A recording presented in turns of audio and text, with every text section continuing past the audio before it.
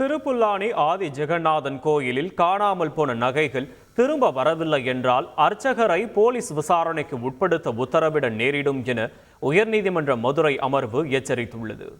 ராமநாதபுரத்தைச் சேர்ந்த ஸ்ரீனிவாசன் என்ற அர்ச்சகர் திருப்புல்லானி ஆதி ஜெகநாதன் கோயிலில் நகைகள் காணாமல் போன வழக்கில் முன்ஜாமீன் வழங்க கோரி உயர்நீதிமன்ற மதுரை அமர்வில் மனு தாக்கல் செய்தார்.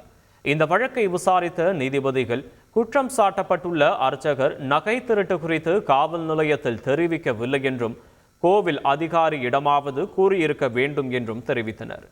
எந்த வகையிலாவது திருடு போன நகைகள் திரும்ப வர வேண்டும் என்று தெரிவித்த நீதிபதிகள் இல்லையில் அர்ச்சகரை போலீஸ் விசாரணைக்கு உட்படுத்த உத்தரவிட நேரிடும் என எச்சரித்து வழக்கு விசாரணையை ஒத்திவைத்தனர். செய்திகளை உடனுக்குடன் தெரிந்து கொள்ள உடனே சப்ஸ்கிரைப் பண்ணுங்க.